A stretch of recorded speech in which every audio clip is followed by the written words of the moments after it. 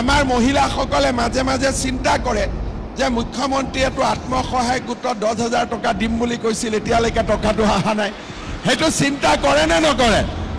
সেইটো মাজে মাজে চিন্তা আহি থাকে, হয়নে নহয়?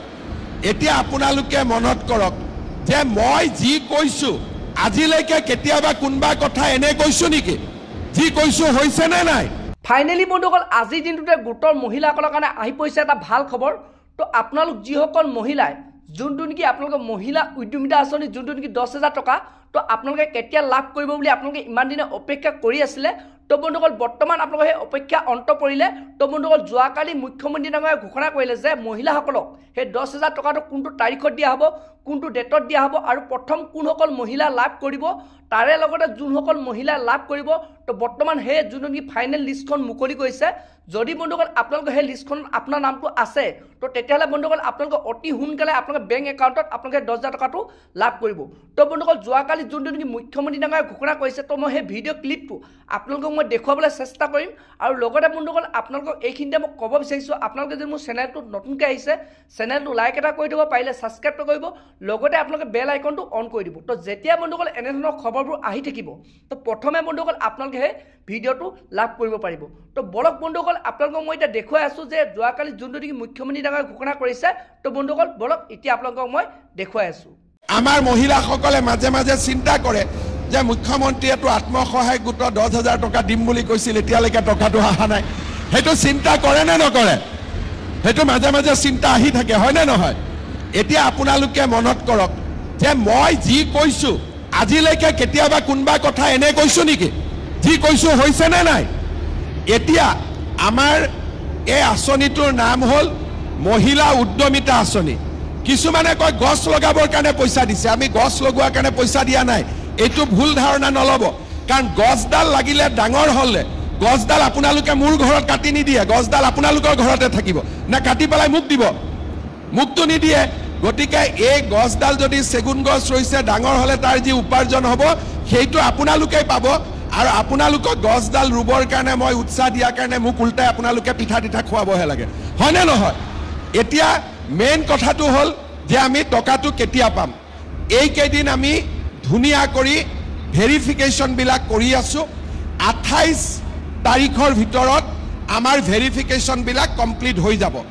ভেৰিফিকেশ্যন কমপ্লিট হোৱাৰ পিছত আমি মহিলাসকল যিসকল ইয়াৰ নিৰ্বাচিত হ'ল তেওঁলোকৰ আমি তালিকাখন দিম।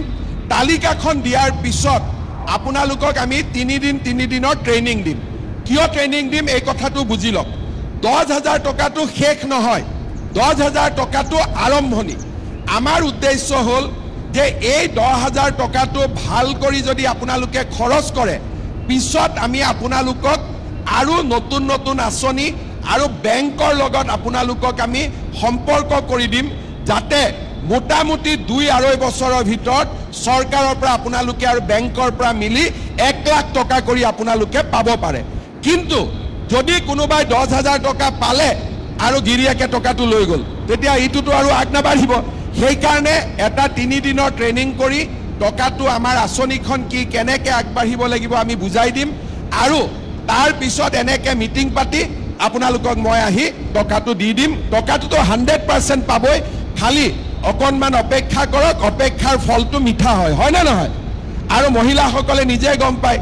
আমি আপোনালোকে যেতিয়া আমাক জন্ম দিছিল, এদিনতে জন্ম দিছিল নে 10 মাহ 10 দিন পেটত ৰাখি জন্ম দিছিলে নে এদিনতে জন্ম দিছিলে? অকণমান ধৈৰ্য সকলোতে লাগে, সৃষ্টিটো জন্ম লাগে আৰু পালনতো ধৈৰ্য লাগে, হয়নে নহয়?